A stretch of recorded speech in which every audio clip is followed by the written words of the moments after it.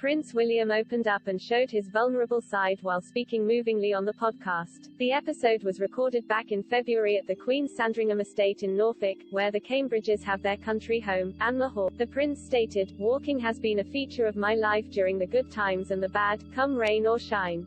For me, it provides an opportunity to clear my mind and gain some perspective. It's a key part of how I manage my mental health. It can be a very sociable exercise or a moment of complete calm and isolation." Royal expert Roya Nikar spoke about the podcast on Channel 5 News. Ms. Nikar said, "It was incredibly personal and intimate. And it's almost the most personal I've ever heard William, and you felt like you were sort of having a chat with him, having a very private chat with him. Incredibly personal material. He talked about his own mental health struggles when he was doing his air ambulance job.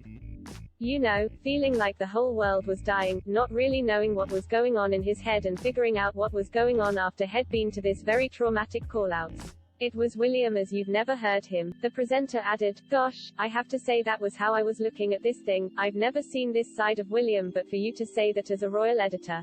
That's so interesting. Had you any understanding or knowledge that it was that traumatic for him?"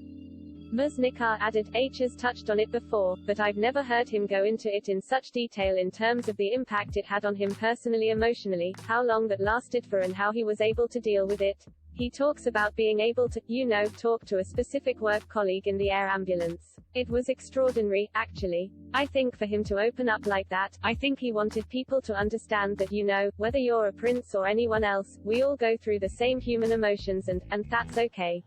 During the podcast, William also recalls special memories with his late mum. He recalls how listening to her track Simply the Best takes him back to a real family moment driving to school with his mother and brother. He spoke about how Diana would use music to help the boys' back to school anxiety.